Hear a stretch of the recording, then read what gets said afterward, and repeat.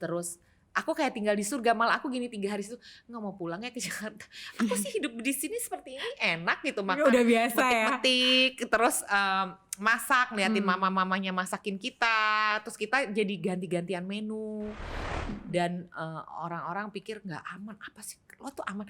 Aman lah, ini kayaknya orang terbaik yang pernah aku tinggalin karena kita numpang kan di Honai ya, Honai-nya mereka gitu. Universitas Cendrawasih ngasih talk ya sama rektornya waktu itu, sama Rosiana Silalahi sama Yeni Wahid. Itu jadi senang gitu karena gila murid-muridnya pinter-pinter banget, termasuk Asrida. Maksudnya yang bikin pertanyaan aku, have you been to Papua? Kalau udah kemana? Lo jadi turis doang yang cuman hi guys, atau you live with them, you see their struggle or not gitu. Dan aku paling gak seneng banget ketika ada orang ngomong, iya abis gimana ya di Papua itu orangnya pada males. No, lihat Mama Halosina malesnya di mana.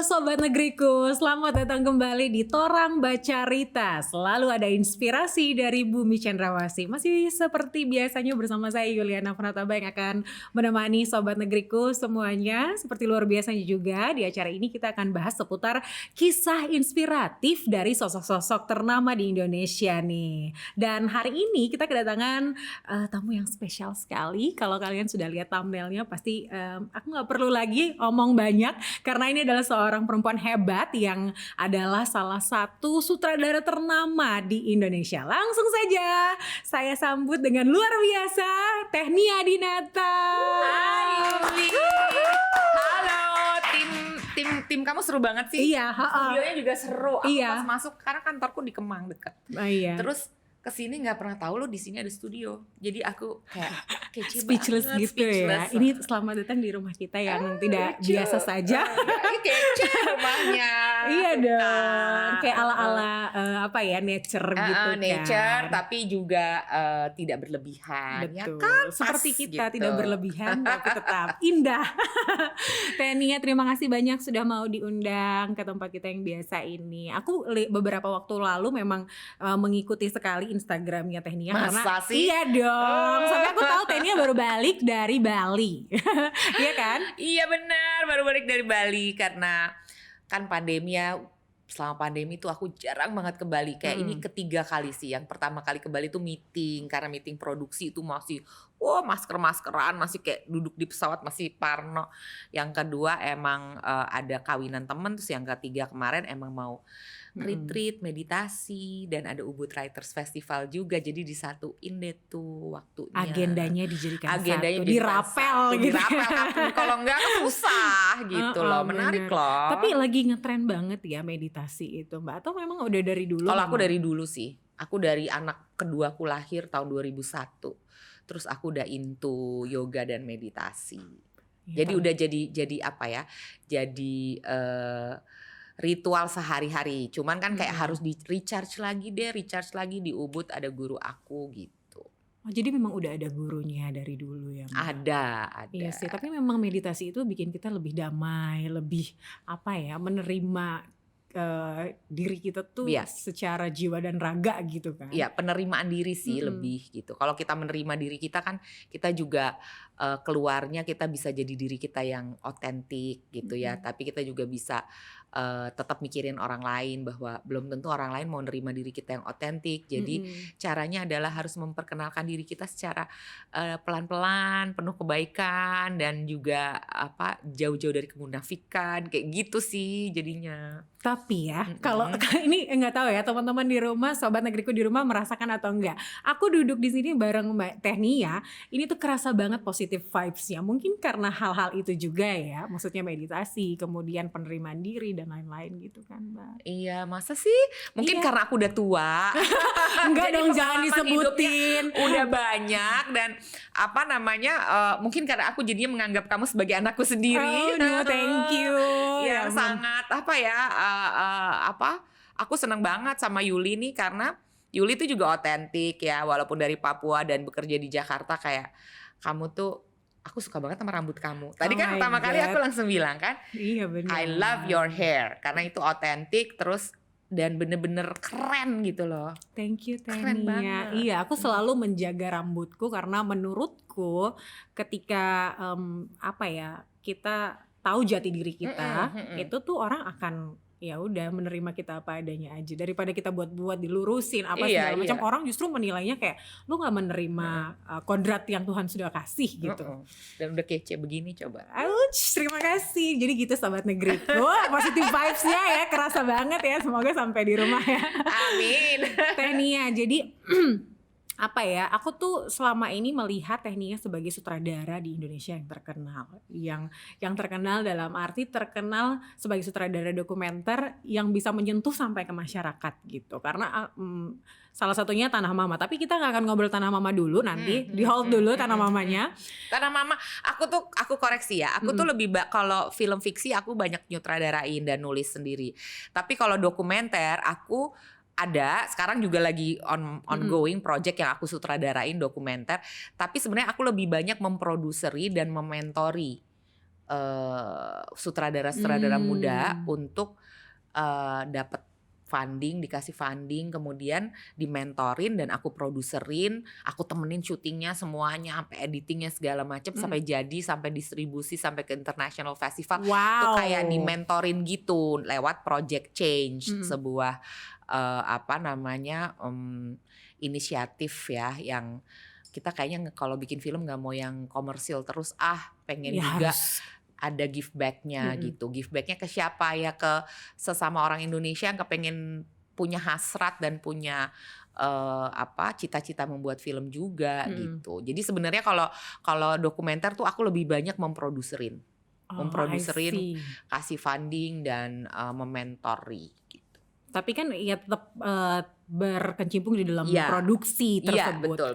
Gitu Mbak. Tapi coba kita flashback dulu nih. Di luar daripada semua karya-karya yang sudah ada, Tania tuh awalnya seperti apa sih sampai bisa masuk menjadi Tania yang sekarang? Waduh, ini ntar panjang ya Nggak ceritanya, Yuli. Ini udah geledek-geledek mau hujan, Jakarta mau banjir lagi. Gak apa-apa, ini Sobat Negeriku dengan setia mendengarkan karena Yuli kali yang penasaran. Iya, karena menurutku banyak banget di luar sana pasti sutradara-sutradara muda yang juga pengen seperti Tania. Dan bisa aja melalui ini kan mereka jadi semakin membara gitu. Iya, semoga bermanfaat ya.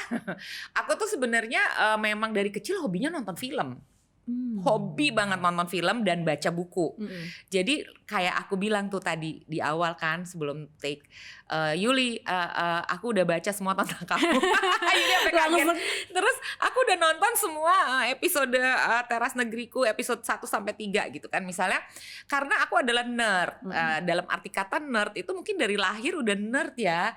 Karena kutu buku gitu. Jadi kalau ada sesuatu yang aku nggak tahu, zaman dulu belum ada Google, aku bisa tuh ke perpustakaan cari. Apa ya ini gitu. Dan aku hobi nonton film dari kecil dan mungkin karena ibuku juga kutu buku. Jadi itu mungkin nggak mungkin ya. Aku ngeliat ibuku tuh koleksi buku, buah senang beli buku. Tidak jauh dari pohonnya. Dan kalau ngajak anak-anak jalan-jalan kan, kalau zaman dulu mungkin punya anak perempuan diajaknya beli apa yang cantik-cantik gitu, gitu ya. Ibu aku tuh kerjanya ke Gramedia, ngajak aku tuh ke sama Gunung Agung dulu di Gunung Sahari kan, cuman ada satu dulu toko bukunya. Jadi udah kebiasaan gitu membaca dan nonton. Kemudian aku jadi penasaran karena kan dulu belum ada digital platform, belum ada apa gitu ya. Gimana sih ini bisa bisa terjadi sebuah film. Dan dulu kan nggak ada nonton di bioskop aku ya, ke bioskop juga belum Cineplex, cuman ada satu gedung bioskop gede. Dulu teater gitu ya? Bentuknya nggak multiplex gitu, dan kayak dinanti-nanti banget kalau mau ke bioskop, nggak yang kayak kita nonton yuk, nggak mungkin kayak gitu kan dulu kayak Iya, udah diniatin nih nanti malam minggu mau nonton sama adik-adiknya ibu aku atau adik-adiknya bapakku karena ponakan nih di tenteng-tenteng, seneng banget. Jadi kayak gitu loh, kayak magical banget, excited. Terus baru deh aku nonton tuh credit title film tuh aku tontonin.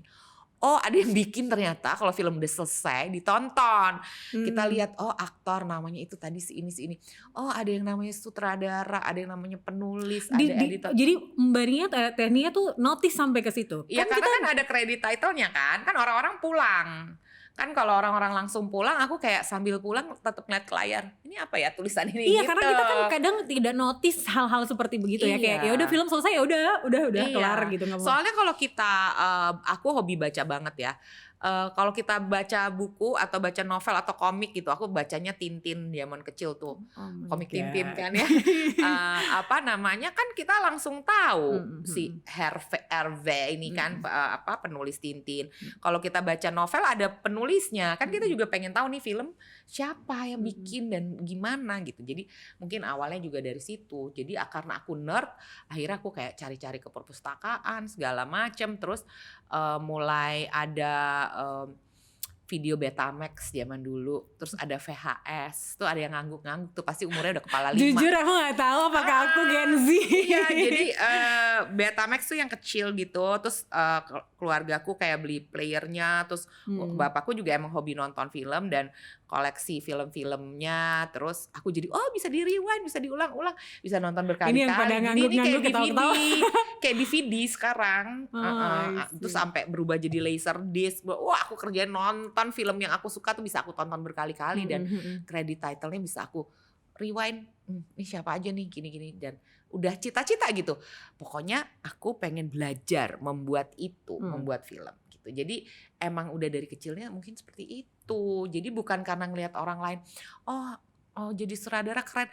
I didn't even know in my circle atau in my family atau in my circle of friends itu orang yang berprofesi sebagai sutradara atau produser nggak ada kan? Iya. Gitu zaman itu ya, tahun late 70s, early 80s gitu, kita nggak grow up sama hal-hal seperti itu. Kalau sekarang kan kayaknya si ini temenan ini, iya karena udah banyak karena gitu udah kan. banyak gitu, dan medianya juga yang mengcover behind the scene kehidupan sutradara, produser tuh juga banyak gitu ya. Tapi akhirnya jadinya seperti begini. Jadi memang dari awalnya adalah sebuah excited yang akhirnya muncul keinginan, keingintahuan. Rasa excited yang memunculkan rasa penasaran, keingintahuan, curiosity, dan kemudian itu yang dituju bener-bener kayak fokus gitu. Dan mulainya di tahun berapa? Ya aku tuh kayak lulus SMA aku tahun 88, bisa dihitung ya. Terus kemudian orang tua aku bilang kan, kamu ngambil ini aja. Waktu itu ada TV station baru yang swasta ya, kita nggak usah sebutin namanya, baru launching. Terus kamu ambil komunikasi, jurnalisme, broadcasting, karena kamu pasti kerjaannya akan bagus. Kamu kuliah di Amerika, ambil ini. Gak mau, aku mau kuliah film. Terus ya udah ke IKJ. Nggak ada sekolah film di Indonesia, belum ada Google ya udah kita ke IKJ. Sampai IKJ turun mobil dari parkiran, udah disuit-suitin. Karena mungkin gak ada cewek ya. Oh iya bener ya. Iya kan, dianterin ibu aku sama supir aku, ibuku udah, ini apa ini sarang penyamun? Sarang penyamun. Kamu mau kuliah di sarang penyamun kok kayak gini sih, di tim kan waktu itu kan. Terus gak apa-apa deh, coba masuk yuk, tanya ke tata usaha. Tata usaha nyari-nyari gitu, tuh semua orang sweet-sweet. Itu kayak masuk teknik kali ya. Iya, lebih parah lagi. Karena kan semuanya kan gondrong, tatoan, apa segala macem. Akhirnya ibuku bilang nggak bisa. Yang pertama kali dia kepengen pipis, dia ngecek WC-nya dong. Jorok banget, banyak tulisan-tulisan aneh-aneh. Nggak bisa. Kamu namanya juga cowok tidak semuanya. bisa kuliah di sini. Gitu ya udah, akhirnya aku nurut. Ya udah, yang penting kuliah. Akhirnya kuliahnya jurnalism dulu. Wow. Tapi kan kalau di Amerika kan untuk dapetin bachelor itu kan kita harus ngambil banyak electives. Maksudnya pelajaran bebas ya yang kita bisa pilih itu semua aku ngambilnya film. Jadi kayak aku cicil semua pelajaran teori film ini itu segala macam aku ngambilnya film gitu. Dan ternyata ya aku enjoy juga karena kan jadi jurnalis yang baik itu harus banyak riset. Dan aku emang adalah seorang nerd yang hobinya riset ke perpustakaan. Ini apa sih, ini apa, catatan kaki ini dia dapetnya dari mana bukunya. Itu aku hobi banget. Harus punya critical thinking. Harus punya critical thinking dan itu emang udah dasarnya seperti itu. Terus akhirnya ya udah aku jadi kru freelance, bikin iklan. Diajak, so akhirnya aku kerja di PH yang miliknya Indonesia Australia gitu. Mungkin karena aku bahasa Inggrisnya bagus, jadi akhirnya aku dijadiin asisten sutradara dari para sutradara bule yang langsung datang udah ke Indonesia. internasional. Karena maksudnya mungkin karena kan dulu kan kalau iklan TV yang kita lihat di TV tuh tahun dulu itu nggak ada yang sutradaranya orang Indonesia loh, semua pasti bule gitu, dari Australia, New Zealand, Inggris, dari Amerika gitu, pasti import sutradaranya. Jadi aku jadi Astrada, asisten sutradara, di mana aku harus bisa menerjemahkan apa yang dia inginkan, visinya dia, boardnya dia, segala macam. Dari situlah jadi aku kenal banyak lulusan-lulusan IKJ yang mungkin dulu nyuitin gue di parkiran.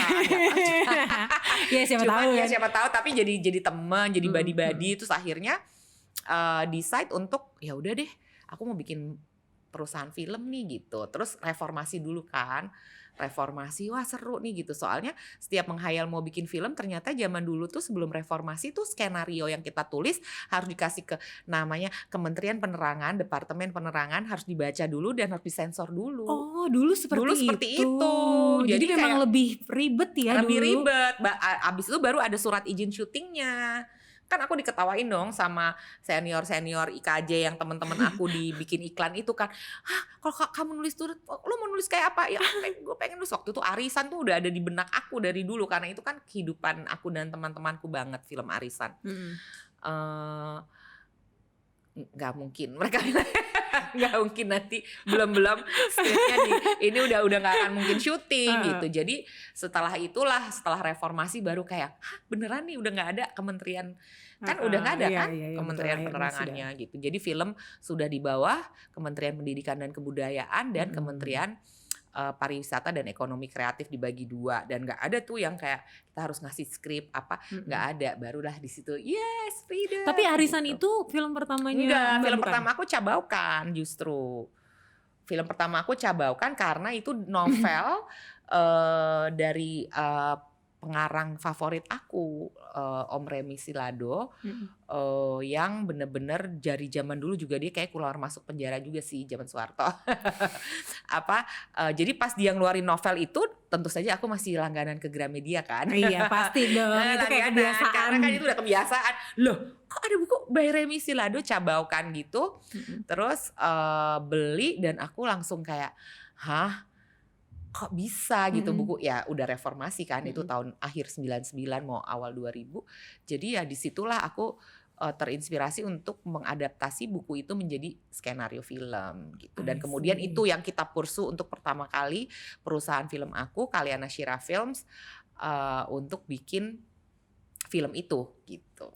Wow, dari tadi ya aku tuh merasa tersanjung sekali karena perjalanannya Teh Nia tuh kayak sudah terstruktur gitu. Enggak, itu disingkat-singkat. Tetap ada naik turunnya ya, dinamis gitu. Belum ya. lagi yang kayak, aduh if you want to know, zaman dulu tuh diskriminasi terhadap kru perempuan. Aku kerja di iklan ya, dengan sutradara-sutradara yang naik bisnis class, first class, gue harus jemput ke airport Cengkareng. Terus segitunya, terus mereka tinggal di hotel berbintang, terus syuting, misalnya syuting iklan 4-5 hari. Pada saat syuting itu aku tuh kru orang Indonesianya nggak ada yang, kalau sekarang kan kita punya mobil kru ya, iya, betul. tim produksi mobilnya ada 2-3, yang rumahnya di mana dia jemputannya di situ. Karena sekarang aku jadi produser kan, kita udah tahu dong, kita mengatur yang seadil-adilnya.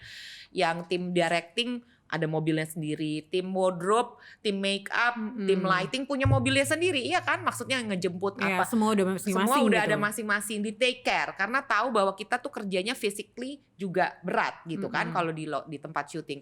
Seneng nih kalau produser pengertiannya. Iya, harus gitu karena dulu tertekan, karena dulu nggak ada gitu. Jadi misalnya call time jam 5 pagi, ya kru-kru Indonesia kita ya naik ojek, belum ada Gojek jam dulu. Ya either naik ojek, taksi atau pokoknya bus atau apa ya datang di set jam 5 pagi, pulang jam 12 malam. Kru-kru luar negeri itu dengan mobilnya masing-masing ke hotelnya, ya kita ditinggal di set. Dan kadang-kadang kan setnya nggak selalu studio seperti ini. Kadang-kadang di pinggir tol kalau lagi bikin iklan ban. Iya dong, abis nyempot-nyempot di tol. Aku pikir cuma jurnalis yang ngemper ternyata. Ngemper, kru juga ngemper dan tidak nggak ada jemputannya gitu kan, nggak ada anterannya. Jadi kayak nungguin taksi nggak datang jam segitu, belum ada telepon, taksi online belum ada loh. Bayangkan tahun 94, 95 gitu. Dan maksudnya ya itu juga yang membuat aku, aduh ini kenapa sih kerjaan nih sangat-sangat tidak adil ya buat perempuan. Dan bukan hanya buat perempuan, buat kru yang kulit pribumi gitu loh. Kita juga mengalami diskriminasi pas ngelihat harga fee-nya. Fee-nya segitu ya dong. Karena Astrada sebenarnya nggak boleh ngeliat budget ya. Tapi kan aku nakal. Tetap harus tahu. Jadi aku lah gitu. kayak yang gitu kan. Kalau lagi komputer zaman dulu kan gede-gede kan gitu. Laptop zaman dulu gede-gede. Jadi kan kayak, fee-nya si ini segini. Gila gitu. Wah langsung kayak ini kru Indonesia didiskriminasi banget gitu. Maksudnya ups and down-nya banyak sekali. Tapi gitu. itu juga menjadi salah satu trigger kenapa sekarang Technia itu punya banyak sekali film dokumenter maupun film-film tuh banyak sekali menyinggung terkait dengan diskriminasi perempuan. Iya betul juga sih. Salah satunya itu karena melihat banyaknya diskriminasi di dunia film sendiri, tapi juga banyaknya diskriminasi juga yang kita lihat sehari-hari lah. Kayak misalnya aku mau masuk sebuah kuliah, terus tiba-tiba tidak jadi, kan lucu ya. Tidak jadi bukan karena apa-apa, karena kulturnya tidak cocok gitu. Karena ibuku tuh perempuan yang, almarhum ibuku tuh perempuan juga yang walaupun dia ibu rumah tangga tapi dia sangat suka membaca dan dia sangat tahu gitu bahwa hal-hal yang disuit-suitin, hal-hal yang hey mau kemana, catcalling gitu ya. itu nggak boleh dinormalisasi, ya kan? Jadi dia tahu gitu, dan tahun 88 dari dulu dia mah udah tahu, kayak keluargaku tuh udah tahu gitu loh bahwa perempuan tuh deserve to be treated equally and to be treated with respect gitu. Jadi ya aku juga jadinya ya berattitude seperti itu. Dia bilang, kamu mau kuliah di tempat kayak gini, kamu tiap hari diginiin, nanti oh ya nggak mau. Ya udah gitu kan. Maksudnya sekarang udah enggak ya. Aku juga sering menjadi dosen tamu di IKJ gitu ya. Mudah-mudahan sih udah enggak. Tapi maksudku itu tidak bisa dinormalisasi. Betul. Harus sekarang diskriminasi perempuan tuh harus hilang. Iya, harus kita hilangkan bersama-sama, sama-sama laki-lakinya juga supaya teredukasi, ya kan? Mungkin maksudnya bercanda atau apa. Kalau nggak ada yang ngasih tahu gimana mau tahu, ya kan? Nggak hanya catcalling sih Mbak, termasuk kayak misalnya di forum kerja, misalnya juga demikian. Iya kan? betul. Di tempat kerja bercandaannya menyinggung-nyinggung yang perempuan, sehingga membuat suasana kerja tidak nyaman. Dengan dinormalisasinya boys will be boys. Ya kalau misalnya kalian di ruangan yang benar-benar cowok semua, terserah deh mau ngapain ya gitu.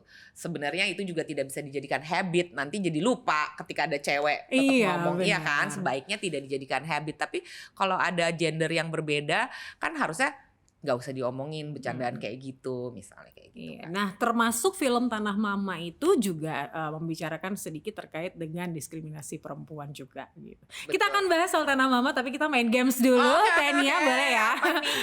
Ini namanya flash game, jadi harus dijawab cepat, harus jawab tajam, terpercaya. Salah itu tagline. Ini desainer banget. Jadi harus pilih satu, ini atau itu ya. Sudah siap Technia? Siap. Ini berhubungan dengan apa? Ini berhubungan dengan Papua, tapi juga berhubungan dengan profesinya Technia. Oke, kita mulai ya. Pertanyaan pertama, dokumenter atau box office? Dokumenter. Kenapa tuh dokumenter? Karena box office udah biasa lah. Emang film kita perlu box office dan film yang komersil, tapi kalau dokumenter kan sesuatu yang unknown gitu. Maksudnya lebih natural. Kita juga secara yang bikin juga punya kontrol yang minimal. Karena kita nggak kayak ya udah kita harus ngikutin subjek kita, dia kemana. Misalnya kita lagi ngomong kayak Tanah Mama, kita lagi ngikutin seorang mama-mama Papua ya kita ikutin aja, kita observasi hidupnya gitu. Kita nggak bisa kontrol Mama hari ini nggak usah ke pasar ya soalnya kita capek kameranya, kan nggak bisa. Hari ini dia mau ke pasar turun gunung 5 jam ya kita harus ikutin gitu. Harus diikutin benar-benar. Tapi aku ngerasa itu lebih apa ya, kayak excitementnya gitu. Jadi lebih mungkin secara teknis lebih menantang dokumenter gitu. Secara teknis sebenarnya lebih menantang dokumenter. Tapi aku pengen tahu deh Mbak Technia, lebih ini kalau secara material ya, kita ngomongin soal keuntungan gitu. Oh iya, tentu saja box office lah, namanya juga udah box office. Iya bikin dokumenter tuh kalau nggak ada funding dari luar negeri atau funding dari dalam negeri, kebanyakan aku di funding dari luar negeri ya kalau bikin dokumenter.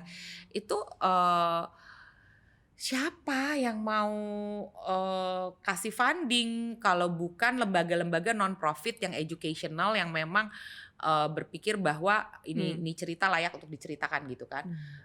Dunia harus tahu cerita tentang ini misalnya. Tapi kalau misalnya dan tiket aku pasang Tanah Mama aja di bioskop enggak, ya yang nonton dikit banget. Terus secara komersial ya enggak sebesar film-film box office yang fiksi lah. Tapi jadi bisa dibilang kalau orang-orang yang membuat dokumenter adalah orang-orang yang punya ideologi tinggi terhadap profesinya gitu. Mungkin orang-orang yang memang senang berpetualang itu harus ada tuh jiwa petualang, dan orang-orang yang rasa ingin tahunya tuh sangat-sangat tinggi. Jadi kan dengan kita mengupasnya lewat dokumenter akhirnya kita tahu, kita jadi knowledgeable, kita nambah ilmu seiring dengan terus-terusan kita berproses ketika syuting dan ketika editing. Kadang-kadang, oh ternyata dia ngomong gini loh kemarin, aduh bagus banget misalnya kayak gitu. Jadi orang-orang yang memang terpanggil ya untuk bikin dokumenter. Iya sih. Dan kita juga sebagai penikmat film, kadang aku tuh berpikir kayak semakin kesini semakin banyak kok orang yang suka sama film dokumenter gitu. Iya. Dan maksudnya OTT luar negeri yang ada di Indonesia ya, yang kita nggak usah sebutin brandnya, itu juga kan mereka sendiri punya loh. Kalau kita search dokumenter untuk keluar banyak benar dokumenter, karena ada di dunia ini juga menonton dokumenter gitu, termasuk aku, termasuk kamu ya kan, baik dokumenter Indonesia maupun dokumenter luar negeri, karena kita pengen belajar kan. Kita kalau nonton dokumenter langsung kayak oh gitu, karena nggak dibuat-buat gitu. kan. Iya, nggak dibuat-buat kan, it's all based on facts gitu. Yes, betul. Oke, nanti kita akan bahas lagi lebih tajam. Gamenya lanjutin dulu nih. Iya, boleh nggak gamenya dilanjutin? Oke, next question. Papeda atau sagu lempeng? Papeda. Aku suka banget. Berarti selama di Papua syuting makan papeda. Wih, ini bisa diajak jadi partner makan papeda aku setiap Sabtu Minggu. Tapi tadinya biasa makan papeda juga selama di Jakarta. Cuman taunya di Papua aja. Iya, ayo dong kita makan. Emang ada yang enak di sini? Kalau nggak bikinin, aku nggak mau. Oh ya, kamu yang bikinin, aku bikinin mau. spesial untuk Technia. Kapan aja ya, pokoknya Technia tinggal call janji. Oke, next question adalah Puncak Jayawijaya, Raja Ampat atau Taman Nasional Lawrence? Sebenarnya sih Raja Ampat, karena aku hobi banget ke Raja Ampat, tapi aku belum pernah ke Taman Nasional Lawrence. Pengen sekali. Kalau ke Puncak Jayawijaya nggak kepengen karena aku nggak suka naik gunung. Kalau Taman Nasional Lawrence kayaknya dia cuma naik-naik dikit ya. Kalau hiking sedikit aku oke lah. Hiking lucu gitu ya. Oke, kalau Raja Ampat aku love. Dan emang anak pantai banget anak pantai banget aku. Jadi tapi kan udah, nah ini yang kepengen banget tuh Taman Nasional Lawrence. Ayolah Teh, kalau mau pergi ke sana. Pengen banget. Aku pengen ikut. Kamu udah pernah?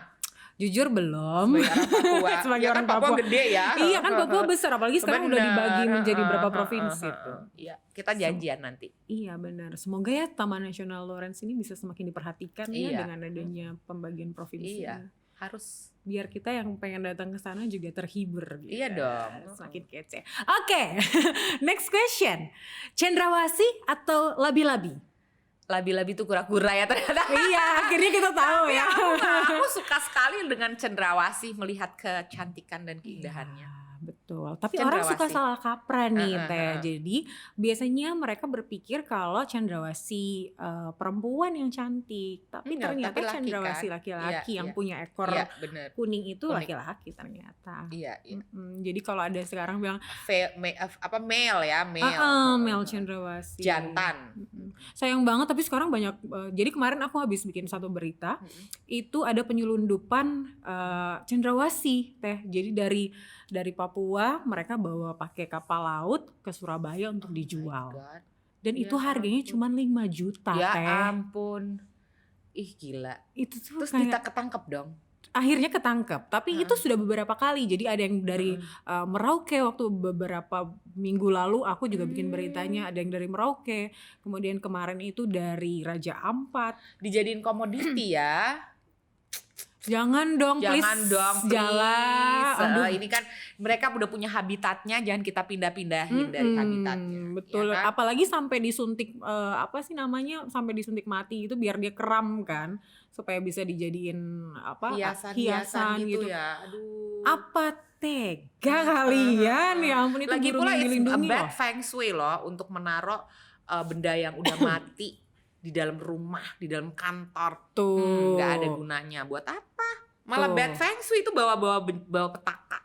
Jadi mending gak usah, tolong Nggak dong usah. dijaga Iya, gitu, betul. biar cendrawasih tetap Biar tetap dia lestari ya. gitu. Oke, next question. Jadi marah-marah kan gue kan. Oke Teh, selanjutnya Yes. adalah apuse atau yamko rambe yamko. Yamko rambe yamko. Soalnya lebih Iya, lebih dance Lebih kayak gitu dancing kan. gitu ya. Iya, daripada Suka banget. apuse tuh terlalu apa ya? bagus. Iya. Tapi kayak kurang beat gitu. Jadi kalau apuse itu kan lebih menceritakan tentang apa ya, yang lebih mendayu-dayu gitu. Iya. Apuse kok Iya, kamu. suaranya bagus. Makasih Tenia. Oke, sampai di situ dulu gamenya. Ternyata Tenia luar biasa cepat banget jawabnya. Tandanya Tenia sudah lumayan menguasai tentang Papua gitu. Iyalah, udah pernah tinggal lama gitu di situ. Iya, benar. Nah, ini kita ngomongin soal Tanah Mama, Film produksi dokumenter film dokumenter. Udah lama loh, udah 7 tahun yang lalu, 2015. Iya, tapi kan aku tahu selanjutnya pasti akan ada lagi dong, Teh. Nggak mungkin sampai di Tanah Mama doang. Di Papua. Iya. Jadi 2015 aku syuting di Papua untuk film dokumenter Tanah Mama. Aku produserin seorang sutradara perempuan, Asrida Elizabeth, juga dari Papua, yang ikut workshop masterclass dokumenter aku, Project Change. Dan kemudian setelah ikut pitching, dia presentasi setelah digojlok berhari-hari, dia termasuk yang menang. Ada 4 yang menang, yang akhirnya dapat aku fundingin dan kita bikin dokumenternya gitu. Nah, salah satunya si Asrida dengan Tanah Mama. Di tahun 2017 di Project Change juga itu ada Wenda, namanya Wenda. Kalau Asrida dari Wamena, kalau Wenda dari Jayapura. Itu ke Papua lagi aku karena dia menang lagi. Judulnya Demi Sebuah Prevensi, tentang Mama Klasina Karma, pendeta yang dari door to door ya dia untuk prevensi HIV AIDS di Jayapura. Jadi aku selanjutnya itu, tapi terus 2019 kita mau bikin Project Change lagi kan tiap 2 tahun. Waktu itu mundur dikit, tahu-tahu udah pandemi. Jadi sekarang belum lagi. Iya, nggak apa. Tapi kita boleh bahas yang tahun 2015 itu ya, terkait Tanah Mama. Kira-kira apa sih yang melatar belakangi Tenia akhirnya memilih untuk bikin film dokumenter ini? Ya karena sebenarnya yang melatar belakangi itu adalah keinginan aku untuk bisa menelurkan beberapa sutradara-sutradara perempuan lagi dong di Indonesia gitu. Bukan lewat Tanah Mama, tapi lewat workshop Project Change, yaitu workshop kayak bootcamp gitu, kayak sebuah, ya kalau kita olahraga bootcamp kan digojrok banget tuh. Nah ini kayak digojrok tapi tentang film production, tentang how to choose subject di film documentary, atau film fiksi pendek gitu. Jadi dengan lewat film pendek itu kan lebih mudah ya untuk start your career by making a short film daripada film panjang langsung kan. Jadi Project Change itu udah lama aku bikin dari 2008 setiap 2 tahun jadi master class. Nah kebetulan di 2014 Project Change-nya ada Asrida, anak dari Papua, itu pertama kali Papua ikut. Kita syutingnya emang 2015 tapi Project Change-nya 2014 karena memang karena aku dapat funding dari luar negeri, jadi aku bisa mendatangkan semua calon-calon sutradara film dari seluruh Indonesia, tentu saja yang lolos. Jadi kan mereka masukin ada proposal dulu. Jadi ada kurasinya, ada tim kuratornya. Nah, 2014 itu pertama kali anak Papua lolos, yaitu si Asrida. Wow. Jadi dari Wamena kita undang dia untuk di bootcampin, abis itu dia pitching. Jadi dia belajar untuk presentation ya, kalau pitching ya, in a 10 minutes presentation, kamu udah harus bisa meyakinkan kita bahwa ya emang lo tuh udah siap untuk bikin ini dan riset lo udah panjang. Jadi kayak gitu. Jadi sebenarnya tujuannya untuk semacam affirmative action juga untuk filmmaker muda dengan kuota emang aku utamain perempuan gitu. Ada laki-lakinya juga yang menang Project Change juga gitu. Tapi maksudnya kita kasih 60% peserta Project Change itu harus perempuan. Itu kan namanya affirmative action ya. Yes. Maksudnya kita perlu afirmasi karena kalau nggak ada afirmasi nggak akan kekejar nih jumlah antara pelaku perfilman yang laki-laki sama pelaku perfilman yang perempuan gitu. Makanya dibikin seperti itu. Nah, kenapa Papua ya karena she deserves it gitu sih. Maksudnya dia udah riset, dia paling siap, dia punya subjek yang sangat menarik, Mama Halosina dan at that time aku tuh kayak tahu Papua cuma Raja Ampat karena aku anak pantai gitu ya. Ya paling waktu aku kuliah di Amerika tuh Garuda Indonesia tuh selalu dari Jakarta Jayapura dulu baru ke West Coast kan, ke LA kan. Jadi maksudnya aku kalau naik Garuda tuh ya ke Jayapura dari zaman tahun 88. Tapi kan cuman transit ya kan. Bener. Kayak cuman di airport nunggu abis itu masuk lagi dengan tari-tarian, cuman lihat dari atas indah banget, hutan semua, danau segala macem. Tapi tidak turun kan, jadi aku turunnya di Raja Ampat, main-main di pantai dengan karena lagi-lagi anak pantai. Lagi-lagi anak pantai. Tapi begitu baca cerita Wamena, gunung yang harus jalan 5 jam untuk mencapai ke sana, nggak bisa pakai motor, nggak bisa pakai mobil tuh di bawah. Gila, aku pikir, nih kalau menang gue ikut syuting dong berarti gitu. Jadi ternyata memang pitching, ketika Asrida pitching kan nggak cuman aku yang menentukan ya, kita punya ada Mbak Mira Diarsi, ada almarhum Abdul Aziz waktu itu ketua Dewan Kesenian Jakarta ya dia. Maksudnya yang dia selalu kita undang untuk menjadi dewan juri ya, pemenang siapa nih gitu. Karena kan aku dapat funding dari luar negeri, aku harus bertanggung jawab dong. Yang menang nih bener-bener harus yang deserve it gitu. Nah itu ketika dia menang mulai deh kita riset ke Wamena, kita syuting di sana dan ya aku di Raja Ampat, siapa sih yang gak love Raja Ampat ya, everybody loves Raja Ampat. Tapi ketika kita Papua itu kan kaya sekali ya dengan alamnya, orang-orang laut sama orang-orang gunung tuh beda. Gitu ya? Iya. Iya sih beda benar. Banget. Kayak aku syuting di sana aku bawa ikan roa sambal sama ikan teri kacang supaya nggak bosen. Kalau bosen makan papeda, paling gue bisa campur gitu ya. Ada makanan dari mbakku yang suka masak di rumah. Itu mama-mama kan aku tinggalnya sama mereka segala macem kan. Makan apa kan iya gitu. Lihat deh ini ikan rots gitu, mau nggak gitu. Terus mereka cobain, ini ikan. Terus iya.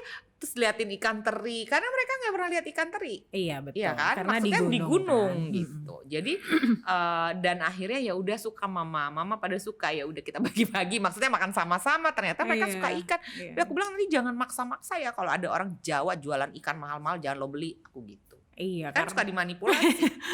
Ya itulah ya konflik yang memang konflik ekonomi juga dieksploitasi lah, ya kan? Ya ampun, Tehni aja yang ini baru kesana udah mengerti hal-hal seperti itu. Udah mengerti karena di gunung itu Yuli kan kita si Mama Halosina nih karakter di Tanah Mama yang kita ikutin. memang Tanah Mama udah nggak ada sih di mana-mana, tapi mungkin nanti kita pengen tayangin waktu itu sempat ditayangin loh Tanah Mama tuh di pesawat Garuda misalnya kayak gitu, tapi udah lama. Tapi mungkin akan kita tayangin misalnya bikin pemutaran khusus, nanti aku kasih tau Yuli biar orang-orang juga pada nonton. Ya. Pemutaran khusus misalnya di YouTube atau di mana, tapi abis itu kita turunin lagi karena aku takutnya di copy orang-orang kan. Iya, gitu. tapi tadi kayaknya aku nonton di YouTube deh. Kayaknya. YouTube juga ya, berarti udah ada. Nanti secara resmi dengan kualitas yang lebih baik akan kita ini. Iya, ayo dong Mbak. Nah itu kan maksudnya kita si Mama itu kan nanam ubi kan, dia emang di ladang namanya di gunung ya, dengan sayur-sayurannya yang super fresh. Terus dia harus jualan ke pasar seminggu sekali, artinya kita harus turun. Kita turun ke pasar, turun sama dia ke pasar, itu berjam-jam jualan, itu kan berjam-jam kan jalannya. jalannya kan. Turun udah sampai pasar yang paling terdekat dari gunung tempat kampung mereka. Selesai jualan, aku belum dapat berapa Mama, misalnya dapat 120.000. Abis itu dia aku belanja dulu, kita semua mama-mama itu belanja dulu. Belanjanya di warung orang Jawa. Sampai gini, jadi duit yang kamu ini untuk ngapain Ma gitu? Iya aku mau beli minyak goreng, which is mahal banget ya kan. Beli beras, aku bilang Mama ngapain makan beras? Orang Papua tuh gak makan beras, makan papeda. Ya karena kita udah kaya, kita punya duit, kita beli beras. Jadi kan itu adalah sesuatu hal yang salah, mindset yang salah. Yang aku pikir, padahal papeda juga enak loh Mama. Maksudnya itu adalah surga ya, kita makan dari apa yang ditanam ya, ya kan? Bener. Sebelum orang-orang di California semua dengan vegan, sok-sokan vegan, itu kan orang Papua di Wamena itu semuanya udah vegan dong. Mereka makan apa yang mereka tanam, betul. Iya kan? Semua sayur-sayurnya dari situ, semuanya dari situ. Terus karena kita orang di Jawa membiasakan mereka makan padi, makan beras, akhirnya mereka duit yang mereka susah payah nyangkul-nyangkul hanya untuk beli beras, minyak goreng. Yang sekali beli itu benar-benar cuma dikit doang bisa dapet. Iya, karena kan mahal sekali. Di tahun 2015 bensin aja masih mahal loh, belum Jokowi baru setahun jadi presiden ya, belum seperti sekarang gitu. Gila, aku langsung Mama sisain lah buat ditabung gitu. Tapi ya nggak bisa gitu. Mereka udah happy dengan dapat itu, belanja itu adalah kebahagiaannya. Tuh si orang Jawa yang punya warung ketawa-ketawa, aku ini si ibu ya.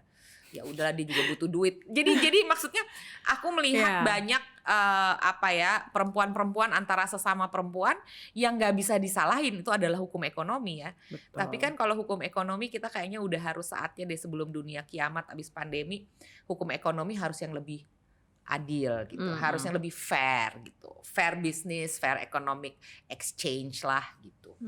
Tapi dengan adanya film dokumenter ini ya Teh Nia, aku tuh jadi belajar kenapa kita itu anak-anak Papua atau orang-orang Papua itu harus lebih aware gitu, karena ternyata masih banyak banget orang-orang, kita punya orang-orang Papua di sana yang susah payah begitu toh.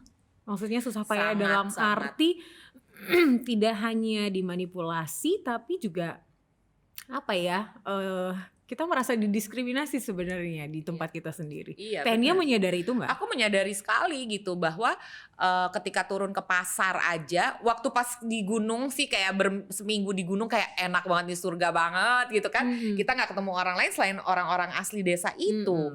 Ya walaupun si Mama Halusina mengalami, dia lagi di sidang kan, dia di sidang adat ya, karena dia ngambil ubi dari iparnya. Nah itu mulai film itu langsung masuk ke konflik itu ya? Sebenarnya tadinya konfliknya konflik gimana Mama Halusina tuh bidan. Ya, jadi dia bukan bidan, dukun beranak. Dukun beranak. Jadi kita tuh maksudnya mau masuk ke situ, mau ngambil mengenai dia nolongin kelahiran, betapa di situ tidak ada rumah sakit, dia yang dengan turun temurun dia nolongin kelahiran. Ternyata waktu pas kita datang orangnya udah lahir. Jadi kita lagi naik gunung, lagi naik nih 5 jam. Telat gitu ya. Sampai sana orangnya udah lahir. Padahal kalau diukur-ukur harusnya dia 2 minggu lagi lahirnya. Jadi kan kita bisa ada prosesnya, si Mama periksa. Tak ada lagi orang hamil di sini. Aduh gitu kan. Itulah dokumenter kan. Masa kita mau turun nggak jadi syuting gitu. Terus tiba-tiba baru terjadilah. Sebenarnya Mama tuh udah dalam proses sidang, cuma dia nggak cerita ke kita. Gitu. Dia ceritanya ke Asrida karena kan Asrida kan nggak balik ke Jakarta dong, abis riset dia di situ terus. Baru Asrida cerita sebenarnya Mama juga lagi ada konflik apa. Dia tuh lagi sidang. Sidang apa? Gue pikir pengadilan apa gitu kan. Karena dia ngambil ubi dari lahan sepupunya, ipar. Sepupu laki, sepupu suaminya, ipar. Jadi karena suaminya nggak pulang-pulang kan, kerja di kota, jadi satpam, terus punya istri lagi gitu ya. Jadi dia udah bingung anaknya mau dikasih makan apa, kebunnya dia belum menghasilkan, ya dia ngambil dulu punya tetangganya, which is sepupu suaminya, yang mana tuh secara adat itu parah banget ya, dia harus bayar 2 babi atau 2 juta gitu kan. Betul, seperti jadi begitu kan ya. Gitu kan, aku gini, ya udah itu aja kita syuting. Jadi langsung kita konfliknya. ngikutin dia, ngomong sama ketua adat segala macem, iya kan. Tapi kita udah jatuh cinta sama Mama dari sejak Mama Halosina, dari sejak riset, ya kan, karena aku pikir gila ya, di atas gunung kayak gini kita menemukan sesosok Wonder Woman gitu kan. Kan Wonder Woman jadi superhero kan nggak mesti cuman mengandalkan otot. Iya, ya. Betul. Jadi ternyata keresahan perempuan juga ada, yang dialami oleh seluruh perempuan di Indonesia juga dialami sama Mama Halosina, dan bahkan mungkin lebih parah ya, karena Mama Halosina tuh semuanya benar-benar dikerjakan sendiri gitu. Jadi di antara itu semua dia ya sidang karena dia dituduh maling itu gitu kan. Dan adat ya, kalau udah adat tuh udah lebih susah daripada segala macem. Tadi ya. Tania sempat bahas soal bayar apa namanya, bayar ini tuh dengan bayar denda dengan babi atau gitu. 2 juta. Aku gini, seminggu aja dia cuma dapat 120.000, kapan dia dapat 2 jutanya untuk bayar denda itu kan. Kita kan juga jadi kayak, mana di sana tuh babi mahal banget mahal loh, banget. Iya, seharga makanya sapi di sini. Iya, satu babi atau 2 juta gitu. Ya udah, jadi kita tuh di situ tuh kayak berminggu-minggu yang mengalami sekali keresahannya si Mama Halosina, dan mama-mama ini terbagi 2 kubu. Ya dong, mama yang belain tetangganya, mama-mama yang belain. Jadi kita seru banget deh pokoknya. Tapi itu sebentar dulu deh Teh. Maksudnya ketika syuting film itu apakah ramai-ramai produksinya dengan krunya atau gimana? Jadi krunya itu cuman Asrida udah di sana karena dia kan ngedirect, dan dia memang asli sana kan, walaupun tidak dari desa itu. Kemudian aku sama line produserku Kiki, terus sama yang mendampingi writingnya Halosina, Ucu, dan Vera, kamera woman kita. Kita cuma berempat perempuan. Superwoman. Asli, mendarat di Jayapura, transfer ke Wamena, turun dari Wamena, kita nginep dulu di kota sehari, terus kita sampai ke ujung gunung yang untuk dinaikin, karena kita udah riset kan sebelumnya kan. Terus di ujung gunung itu kita udah janjian, jadi anak-anak yang di atas tuh turun untuk bawain. Kan kalau mereka bisa lari-lari, naik-naik mereka kan sudah biasa luar ya, biasa. Kalau kita kan oke, kita naik udah sejam, tunggu dulu turun, minum dulu, ngerokok dulu, pokoknya kayak gitu. Jadi ya mungkin yang harusnya bisa 4 jam naik ke atas, ya kalau kita ya udah kita santai aja lah 5 jam gitu. Salah satu kesulitan gak sih itu Teh? Kesulitan sekali sih, tapi kalau aku sih indah banget. Jadi itu bukan kesulitan yang terbesar gitu. Tapi kesulitan yang terbesar menurut Teh Nia dalam produksi Tanah Mama ini. Oke, kalau produksi Tanah Mama tuh kesulitan yang terbesar tuh mungkin justru dari ininya ya, the fact that kita tuh mau turun ke bawah tuh harus 4 jam, turun ke atas 4 jam lagi. Jadi kalau kita mau naik turun banyak waktu yang terbuang dan tenaga juga. Jadi kita cukup turun seminggu sekali nemenin si Mama ke pasar. Jadi itu mengorganisir itu untuk semua keperluan baterai kita, semua tuh emang kita pergunakan pada saat kita turun. Jadi memanage itu tuh sangat sulit ya. Tapi untuk makan, untuk mandi, air dari kali ya mengalirnya bersihnya setengah mati. Terus aku kayak tinggal di surga, malah aku gini 3 hari itu nggak mau pulang ya ke Jakarta. Aku sih hidup di sini seperti ini enak gitu, makan udah biasa metik-metik, terus masak, liatin mama-mamanya masakin kita apa. Terus kita jadi ganti-gantian menu. Si Ucu itu kan Ucu Agustin, pembuat dokumenter juga yang lulusan Project Change juga.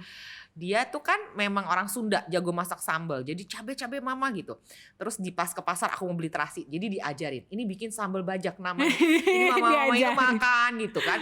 Oh, ih pedas ya, rasanya amis. Apa yang kayak gitu-gitu. Karena kan sebenarnya makanan di Wamena itu makanan super sehat sih. Karena cuma dikasih merica sama garam. Benar. Yang benar-benar dimasak. Tapi dibikinin bakar batu gitu nggak? Bakar batu kan. Wih, mantap tuh. Tapi dengan daun-daunan singkong apa ditutup. Kita makan itu aja. Kok enak banget sih. Tetap gitu halal kan. dong ya makannya. Halal dong. Karena mereka tahu dari kita riset, Asrido udah bilang ini timnya semua Muslim. Oh iya kepala sukunya. Baiklah, kita pakai hormat upacara dulu sama kepala suku. Wih, sampai segitunya ya. Seru ya. Tapi memang itu Tehnia merasa gak sih kalau misalnya sudah syuting di sana tuh rasanya kayak kekeluargaan banget gitu. Kekeluargaan, kayak hangat super, banget gitu. Super kekeluargaan, super hangat. Dan apa ya, kayaknya semua kebutuhan kita tuh kayak mau air mandi kita bawain gitu kan dari ember dari kali, enggak lah sekali-sekali kita turun juga gitu kan, maksudnya jangan ngerepotin kita sih gitu ya. Dan orang-orang pikir nggak aman, apa sih lo tuh aman lah, ini kayaknya orang terbaik yang pernah aku tinggalin karena kita numpang kan di Honai ya Honainya mereka gitu. Jadi ya udah bagus kita dikasih tempat gitu. Jadi orang terbaik sih, manusia terbaik. Dan aku percaya kalau kita nggak saling eksploitasi, mereka juga nggak merasa dieksploitasi. Ya pasti mereka sebagai tuan rumah jadinya sangat ramah. Ini aku selalu bilang di podcast yang sebelumnya juga bahwa siapa yang datang pakai hati, ya pasti akan dilayani dengan pakai hati juga. Iya, gitu. iya. Jadi it's not only buat traveling ya gitu. Yes.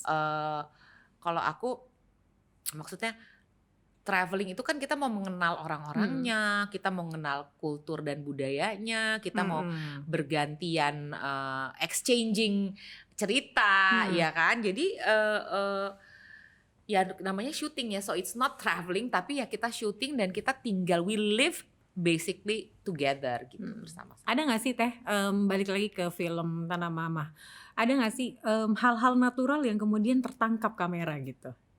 Semuanya natural sih, nggak ada yang nggak natural. Karena nggak ada yang kayak misalnya di setting dulu, bukan di setting sih, lebih ke Mama nanti tolong jangan begini. Ternyata tidak, semuanya tuh benar-benar natural. Karena kita udah nyatet waktu riset tuh rutinitas mama apa aja. Sudah berarti sudah. Jadi kita udah tahu kan, oke kita pagi-pagi sebelum matahari terbit kita udah harus bangun karena si mama tuh langsung masak air apa yang kayak ada kan di Honainya, dia bikinin ini buat anak-anaknya pakai kayu bakar segala macem. Jadi rutinitasnya mama justru yang tidak disangka-sangka bahwa si bapaknya datang dari kota. Kan aku pikir bapaknya datang kan agak sedikit ribut kan sama mama. Si mama kayak nggak dibelain sidang. Terus si bapaknya itu datang kayak bukannya bawa duit buat anak istri dan anaknya, ternyata malah dia beli rokok dengan kretek merek terkenal yang di sana mahal banget, udah berslav-slav. Maksudnya aduh, dia hanya memikirkan dirinya dia sendiri, gemes gitu kan. Tapi kan kita sebagai pembuat film dokumenter nggak bisa ikut campur. Jadi kita kayak harus ngeliatin, Ipan gue gampar deh nih bapak gitu kan ya. Iya kan, aku pakai earphone, udah cuma ngeliatin kamera kayak aduh gitu kan, pengen gue gampar gitu rasanya. Walaupun nggak ngerti bahasanya, karena itu kan bahasa Wamena adat mereka. Tapi kita punya translator kan, yang mana malamnya pas kita transcripting baru ditranslate. Tapi dengan kayak gitu aja aku udah tahu lah. Dengan gestur, si mama nunjuk-nunjuk ke rokok, terus dia bela-bela diri gitu kan, udah tahu lah kita perempuan ya, kayak yang aduh gue sebenarnya pengen gampar deh nih orang gitu. Cuma kan kita nggak boleh ikut campur. Jadi dalam pembuatan film dokumenter ya kita benar-benar harus bisa menarik boundary itu gitu. Ya, jadi biarkan berjalan senatural senatural itu. Dan kita nggak boleh. Ya kecuali kalau misalnya dia mau mukul si mama ya. Itu langsung gue lompat di depan kamera. Biar kata rambut gue lurus ya gitu. Oke. Tapi apa sih sebenarnya pesan dan visi dan juga misi yang sebenarnya ingin Tehnia gaungkan dari film dokumenter ini? Sebenarnya nggak cuman film dokumenter ini ya, semua film yang rata-rata aku bikin ya, karena abis itu kan aku syuting juga yang demi sebuah prevensi. Ya. Mama Klasina Karma itu di Jayapura, dia nyetir motor sendiri kemana-mana, maksudnya ya udah modern lah ya Jayapura. Sebenarnya yang pengen aku sampaikan adalah gimana sih kita sebagai orang Indonesia ya, nomor satu nih kalau untuk Papua, semua mungkin dokumenter berikutnya tentang Papua adalah katanya kita bela-belain Papua itu harus jadi bagian Indonesia, bla bla bla bla bla. Aduh, apalagi netizen paling pinter deh ya untuk ngebela kayak gitu-gituan kan. Tapi pertanyaan aku, have you been to Papua? Kalau udah, kemana? Lo jadi turis doang yang cuman hi guys, atau you live with them, you see their struggle or not gitu. Kenapa bisa ngomong kayak gitu? Jadi aku tuh merasa bahwa waktu itu aku inget banget. Jadi waktu itu aku masih kuliah kayaknya, kita jalan-jalan ke Amsterdam. Terus karena sahabat aku orang kuliah film juga, orang Belanda gitu. Terus dia bilang, you know what? This beautiful road of Amsterdam dengan kanal-kanal yang indah, we are able to make it because of you. Dia bilang gitu. What do you mean? Aku gitu. Iya, because of Indonesia kan kita ngejajah lu. Jadi kita dapat duit untuk bikin kanal-kanal segala macam. Oh, gila ya kau ya. Iya, maksudnya kita bercanda ya. Oh iya benar juga ya, gue bilang gitu. Jadi sebenarnya kayaan gue daripada lo gitu kan. Indonesia maksudnya. Terus udah gitu ketika aku melihat Papua segala macam, aku ngelihat kayak jalan di Kuningan, Sudirman, beneran kalau waktu baru pulang dari Wamena. Kayak yang, kita tuh ngebangun ini semua, mungkin nggak gara-gara duit Papua. Iya kan? Iya. Mungkin banget dong gitu. Jadi kayak kita ngebangun ini semua, kita ngerasain jalanan kita yang indah, airport kita yang indah. Mungkin nggak bahwa semuanya itu karena duit hasil kerukan kita di Papua? Mungkin banget gitu. Ini pendapat aku pribadi ya, mungkin banget. Jadi jangan sok tahu gitu. Kita udah pernah dijajah ya, kita nggak usah men-treat mereka sebagai orang yang kita mau jajah, kita anggap mereka saudara kita beneran dong gitu. Wow, aku tuh agak grogi ya ngomong kayak begini sama Teh Nia, tapi Teh Nia tuh mengajarkan aku kembali bahwa memang kita harus melihat Papua itu secara utuh. Betul, selalu melihat apapun selalu secara utuh dong. Tapi terkhusus untuk Papua ya, untuk Papua karena saat ini yang tadi seperti Teh Nia ngomong bahwa netizen ngomongnya tuh enak banget, kayak gampang banget kalau lihat video tentang Papua atau berita tentang Papua di mana-mana yang selalu diangkat kan tentang bagaimana konflik di Papua apa segala macam, dan yang diangkat adalah yang jeleknya gitu. Sementara mereka nggak melihat apa sih sebenarnya yang terjadi, backgroundnya kenapa sih gitu. Iya, dan juga maksudnya sama aja kita tidak bisa melihat Papua dari satu sisi itu misalnya, dari sisi konflik. Tetapi kita juga harus lihat bahwa ini yang mau ngelahirin aja cuman ada satu dukun beranak si Mama Halosina itu satu kampung aja masih banyak, nggak ada sekolah. Terus yang desanya harus jalan 5 jam masih banyak. Ini baru satu loh. Banyak, kebayangkan pegunungan Papua itu betapa luasnya gitu. Tapi juga nggak semuanya kayak gitu. Ketika orang Papua itu bisa kuliah, aku pernah by the way juga ke Universitas Cendrawasih ngasih talk ya sama rektornya waktu itu, sama Rosiana Silalahi sama Yeni Wahid. Itu jadi senang gitu karena gila murid-muridnya pinter-pinter banget, termasuk Asrida, maksudnya yang bikin yang direkturnya Tanah Mama kan dia lulusan sana gitu. Gila pinternya, dan pinternya lebih bukan hanya pinter secara intelektual tapi emotionally juga very smart gitu ya. Jadi warga Papua itu beragam. Ketika dia tidak dikasih kesempatan yang cuma tinggal di atas gunung harus turun 5 jam ya keadaannya begitu. Tetapi kalau semuanya dikasih chance dan kesempatan, ya bisa menjadi seperti kamu dan hebat-hebat seperti Asrida dan yang lain-lain gitu. Benar. Jadi memang betul kan Teh Nia bahwa melihat Papua itu harus secara utuh. Secara utuh, betul. Jangan cuma lihat konfliknya mulu, yang dikonsumsi publik itu mulu. Dan aku paling nggak seneng banget ketika ada orang ngomong, iya abis gimana ya di Papua itu orangnya pada malas. No. Lihat Mama Halosina, malasnya di mana? Dia nginin kebun segala macam. Sebenarnya yang bikin malas sih menurut aku karena kayak contoh suaminya Mama Halosina, dia akhirnya gajinya dia dipakai untuk membeli rokok ya karena iklan, ya kan? Itu lagi kan karena dianggap ini tuh keren kalau lo beli ini, itu kan naif. Orang-orang yang naif kemakan hal-hal seperti itu. Misalnya beli minuman keras, ya karena yang masukin juga siapa minuman keras? Ya kita lah dari Jawa yang masukin, ya kan? Jadi jangan nuduh-nuduh mereka hanya bisanya mabok dan males gitu, karena kita juga itu sebenarnya teori-teori penjajah lah. Iya, Ya orang aborigin digituin juga sama orang Australia, orang Indian American, all the Navajo and all the suku-suku di Amerika juga digituin sama orang Amerika kulit putih gitu. Jadi ya kita mau nggak ikut-ikutan seperti itu, ya jangan mau lah. Makanya, jadi sobat negeriku, terutama anak-anak Papua ya, sobat negeriku dari Papua. Ayo, ini udah dibahas sama Teh Nia. Itu tandanya kita yang harus semakin bergerak lagi, apa semakin yang bisa mengedukasi diri kita, semakin banyak nonton film, baca buku, ngomongin hal-hal yang bermanfaat, jangan terpengaruh dengan segala sesuatu yang sifatnya konsumtif. Kalau gini kamu keren, kalau gini enggak, you can be you. Betul. Gitu. Jadi diri lo apa adanya aja. Yes. Orang bakal melihat kok kamu dari Papua dan apa yang kamu berikan untuk Papua dan dampaknya apa gitu. Pasti akan dilihat kok. Teh Nia, sebelum kita closing ini kita mau bahas balik lagi. Terima kasih untuk yang tadi, yang Tanah Mama dan penjelasannya tentang Papua. I hope semua narasumber yang datang ke sini mengerti betul apa yang mereka ngomongin tentang Papua gitu. Karena jangan asal ngomong. Betul.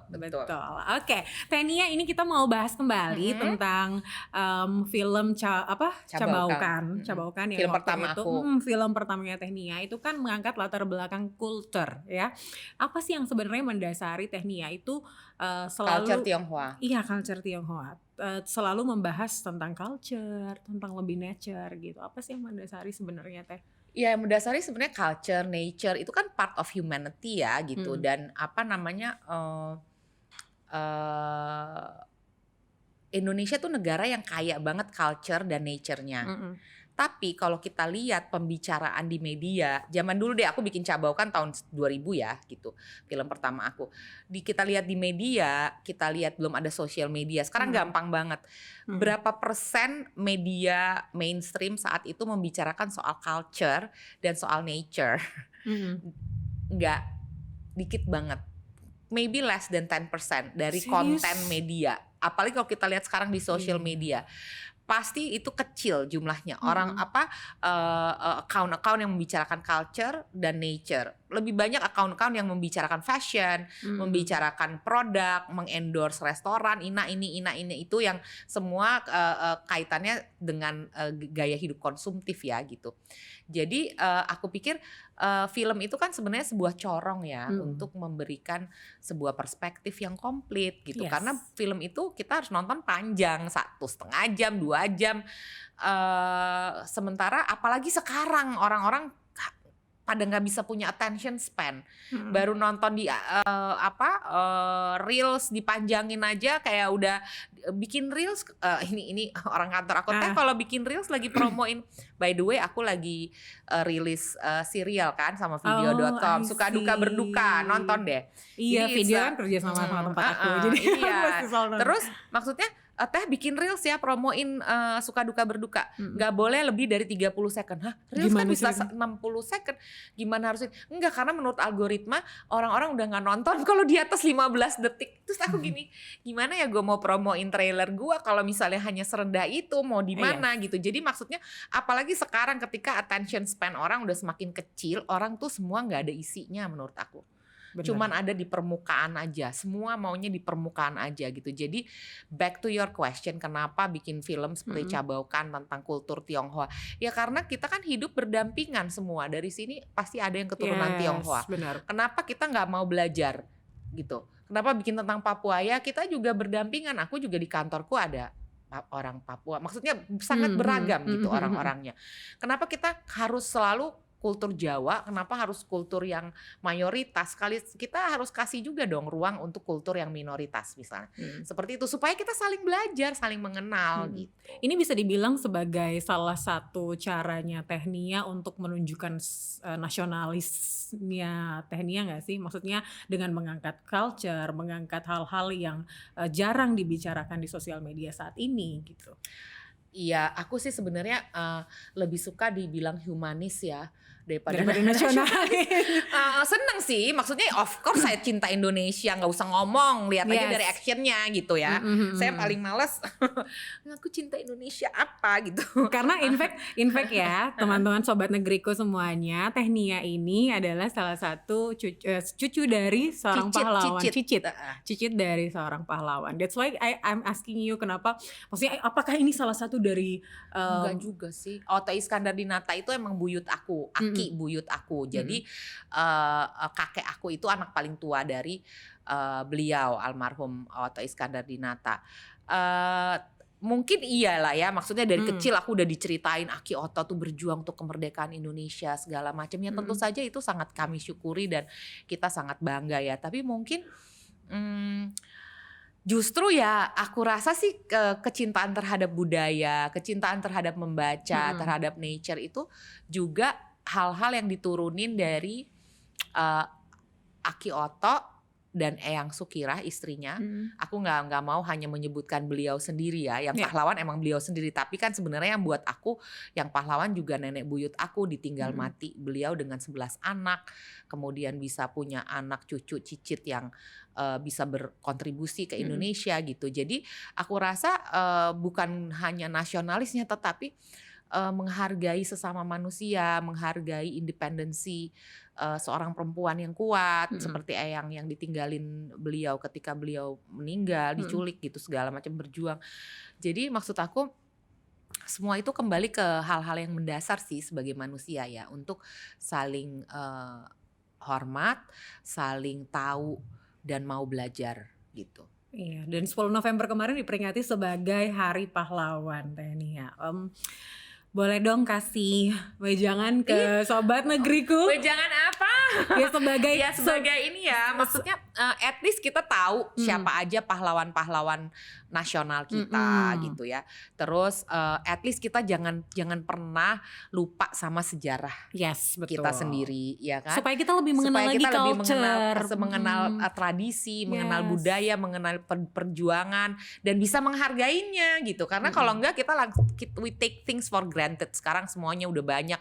Zaman dulu mah gue syuting persiapannya mungkin kayak harus 6 bulan karena pakai seluloid 35 mili. Sekarang semua udah digital, mau syuting besok juga bisa gitu kan maksudnya. Betul. Tapi kan kalau kita nggak tahu sejarahnya bagaimana orang itu mempersiapkan sesuatu, itu kan kita jadi take it for granted ya, kayak kosong gitu loh, orang-orang yang kosong yang cuman bisa happy di depan kaca, tetapi di balik kehidupannya kayak kosong gitu. So we have to fill in that blank inside ourselves dengan caranya apa? Dengan tahu sejarah, hobi membaca, tahu sesuatu itu utuh. Seperti kata Yuli, jangan cuma di permukaan. Oke deh Technia, thank you banget. Sama-sama. Kata-kata terakhir itu yang aku ingat. Jadi kita tuh jadi manusia harus punya value-nya, harus berdampak gitu ya. Kalau bermanfaat. Harus bermanfaat, jangan cuma ya udah lo asal jadi hidup aja gitu. Iya kan Teh? Hidup dan eksis di dunia apa? Black Mirror. Oke Technia, thank you so much udah ngobrol-ngobrol. Sama-sama tadi Yuli. Perjalanan karirnya Technia gimana akhirnya jadi Nia Dinata yang sekarang, yang sangat mempesona sebagai perempuan ya. Karena aku tuh selalu adore perempuan-perempuan yang bisa menggaungkan diskriminasi perempuan di Indonesia. Iya dong, harus. Semua harus belajar jadi bisa. Yes. Bener banget. Membahas soal Papua juga tadi. Akhirnya ada ya yang melihat Papua dengan utuh di podcast ada ini. Ada loh, sebenarnya banyak loh Yul. Cuman mungkin kurang eksis dan populer aja karena orang lebih seneng melihat sesuatu yang mainstream yang udah banyak followersnya kan gitu. Bener banget sih. Terakhir dong Technia, boleh untuk sobat negeriku apa aja yang Technia pengen. Apa? Tadi udah cukup dong. Tadi kan tentang pahlawan. Sekarang iya, tapi maksudnya ya day by day aku seneng banget kalau misalnya konten seperti ini tuh ada di YouTube ya, karena menurut aku kebanyakan tuh isinya sorry banget seperti tidak ada manfaatnya gitu. Iya, banyakan drama ya. Banyakan drama dan banyakan gosip, banyakan Ya. hal-hal yang terus apa ini manfaatnya kita nonton ini gitu. Jadi Benar. aku sangat senang ada alternatif tontonan ini seperti ini. Aku diundang. I really appreciate it. Jadi keep going strong, bikin yang banyak karena masih banyak banget orang-orang yang bisa bercerita seperti aku ini di kedepannya gitu, mengenai Papua, mengenai Indonesia Timur dan mengenai melihat sesuatu secara utuh. Asik.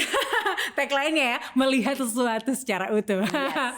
Oke, terima kasih Teh Nia Dinata sudah hadir bersama kita di sini. Thank you. Sama-sama Yuli. Sekali lagi Thank you terima semua. kasih Sobat Negeriku sudah menyaksikan Torang Bacarita. Kita ketemu di episode selanjutnya. Sampai jumpa.